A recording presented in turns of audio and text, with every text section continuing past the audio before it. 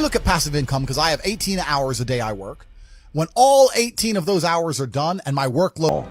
If you're always attacking life, if you're always doing things, if you're always making more money, if you're always traveling the world, doing this, doing that, new car, here, there, new podcast, meeting James English, boom, boom, boom. If you're always doing things all the time, unhappiness can't catch you. I'm always looking forward to something. I wake up every day excited. I'll go do this today. I'll go do this today. I'll go do this today.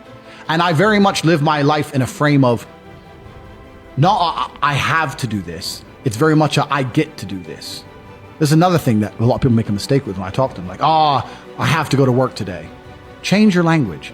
I get to go to work today. Imagine you had no job. It'd be worse, right? Because otherwise you wouldn't be working. So you get to go to work. I have to fix the car. At least you have a car. You get to fix your car. Most people don't got one. I have to go get the kids. You get to go get the kids because you have these beautiful children who love you. Feel like shit. It's supposed to be warning you that your life is shit and something must change. And it's supposed to inspire you to push harder.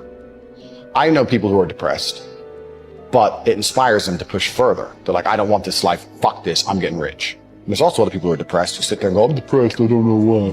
Because you're broke, because you're fat, because you're a loser. The dangerous thing about overly emotional men is that they're dangerous. They're genuinely dangerous. This is what's crazy. All these people who talk about toxic masculinity and how bad it is for men to be traditionally masculine. A traditionally masculine man does things he doesn't feel like doing because it is his duty to do them. He charges into the burning building because it is his duty. Not because he feels like it, because it is his duty. We're now teaching the new generation of men that they don't have duty and they can just act on their feelings and act how they feel, and they don't have to act as a man should. You know what happens when you get men who just act how they feel? You get school shooters, you get violence, you get rapists. Men who do not control their emotions are dangerous. If you find a man who is stoic, he's not going to hurt people. He's going to sit and think about his actions very carefully, and he's going to be a good man who protects and provides for his family. You need to be teaching stoicism. You need to be teaching young men to understand that the world is very, very difficult. It's hard to be a man. You're going to feel bad sometimes. You just suck it up and perform anyway. Not just sit there and cry your eyes out and blame other people. You cannot stop.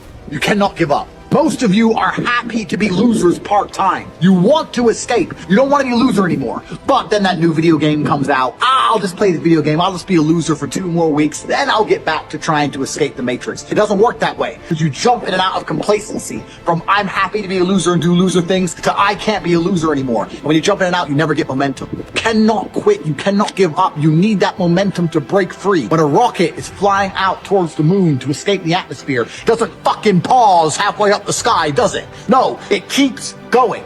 Every single second there are things happening. Conversations happening that you're not watching. Information. That could be the one little piece of information you need to break out. It could be that one little sentence that changes everything. But it ain't easy. It ain't gonna be given to you on a plate. You're gonna have to work. You're in competition with the entire world. Everyone wants to escape. You cannot be lazy. No more video games. No more loser antics. It's impossible to depress him. I need to be like this man. But instead, no, you don't want to do that. You want to call me names and sit and defend this ailment because you know it's garbage. It's your excuse. It's your blanket. It's your shield. It's your excuse you get to pull out every time you look at your failure of a life. And that's why depression is absolutely and utterly not real. And anyone who's bought this course who thinks they're depressed, I'll tell you something now. Drop that coward bullshit. If you're watching this and you're depressed, drop and give me 200 press-ups. Do 200 press-ups. Look in the mirror, look in your eyes, and tell yourself you're the fucking man, and drop that garbage, because you can get absolutely nowhere in your life if you believe in that crap. Depression absolutely isn't real. And you're going to say this to people, and they're going to fucking go nuts at you. They're going to call you arrogant, and they're going to call you all the things they called me. But your life is going to be a life worth living.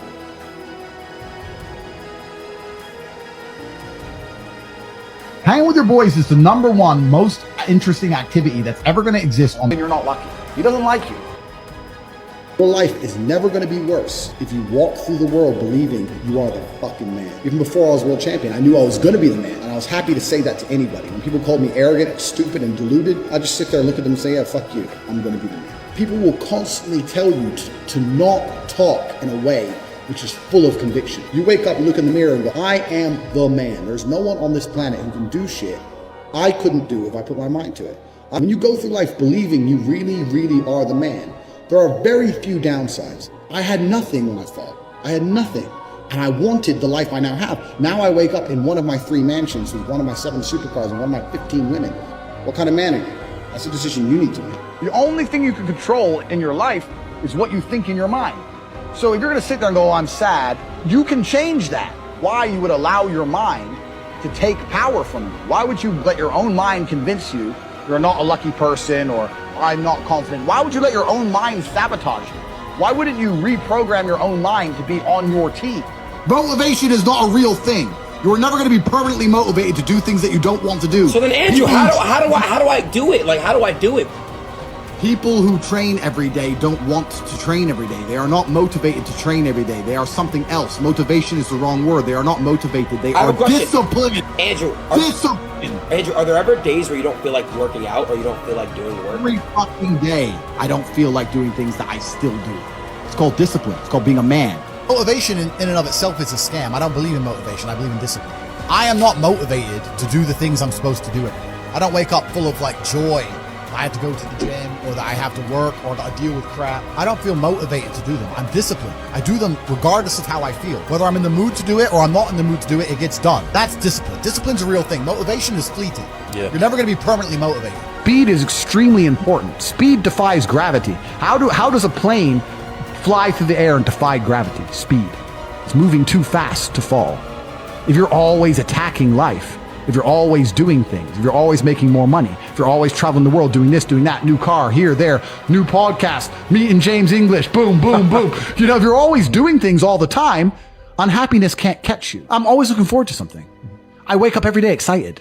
I'll go do this today. I'll go do this today. I'll go do this today.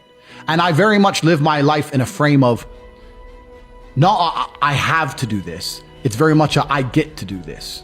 There's another thing that a lot of people make a mistake with when I talk to them, like, I have to go to work today. Change your language.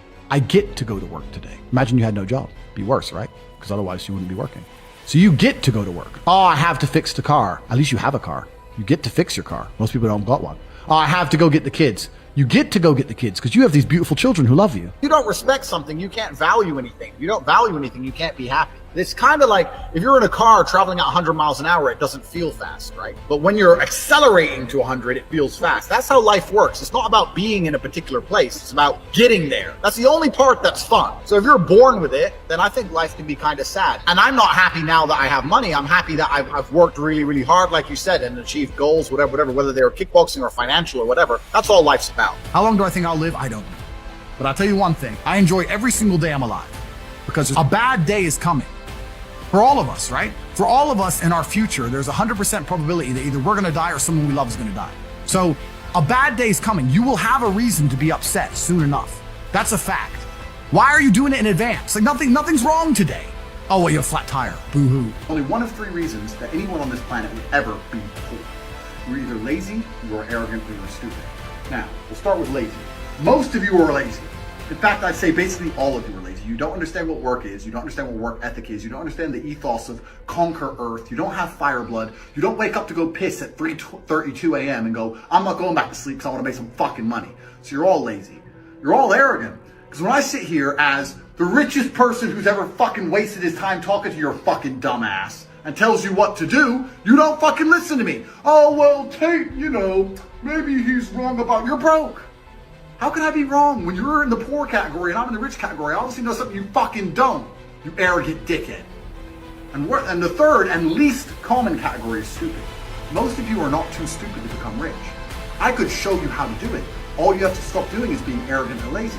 So if you sit here and go, well, I'm none of those three things, yes, you fucking are, because you're not living the life I live. You are a brokey. If you were none of those three things, you'd be here with me in this room, wouldn't you? But you're not, because you are a fucking peon. Me how to make $1,000 an hour. I don't sit there and go, okay, but how can I make that passive? I go, cool, I'm making $18,000 a day. I'm gonna work. Dude, you don't need to worry about passive income until you have no more time.